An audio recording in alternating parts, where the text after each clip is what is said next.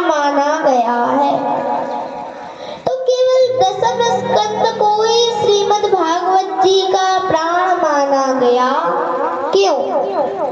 नवम स्कंद को भी मान सकते थे, सप्तम स्कंद को भी मान सकते थे, पंचम स्कंद को भी मान सकते थे। केवल दसम स्कंद को ही श्रीमद् भागवत जी का प्राण माना गया, क्यों? क्यों माना गया केवल दसम स्कंद को श्रीमद् भागवत जी का प्राण? इसलिए माना गया क्योंकि दसम स्कंद में भगवान श्री कृष्ण की उन लीलाओं का वर्णन है जिन लीलाओं का वर्णन और किसी स्कंद में नहीं है। दसम स्कंद में भगवान की माखन चोरी की लीला का वर्णन है। भगवान के जन्म से लेकर के सभी लीलाओं का वर्णन दसम स्कंद में है। इसीलिए दसम स्कंद को श्रीमद् भागवत जी का प्राण माना गया है।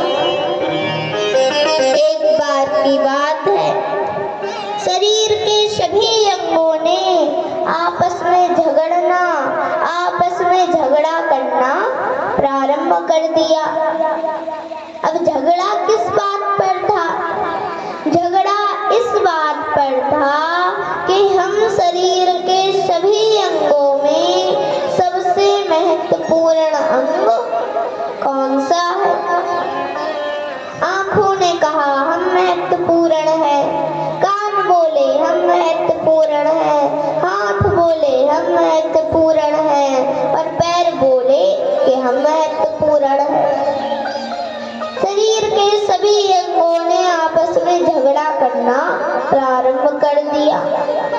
अब जब झगड़ते झगड़ते कोई निश्चय नहीं हुआ तो शरीर के सभी अंग शरीर के मुखिया के पास पहुंचे। शरीर के मुखिया कौन है? शरीर के मुखिया है प्राण तत्व।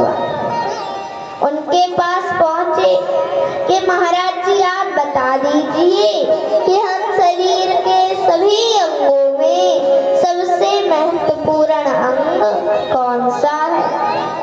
तो जो शरीर के मुखिया हैं प्राण तत्व जी महाराज, वो बोले अच्छा तुम एक काम करो, तुम सभी एक एक करके अपनी नानी के यहाँ अपनी मौसी के यहाँ घूम आओ, जिसकी सबसे ज्यादा कमी लगी मानो वही महत्वपूर्ण है।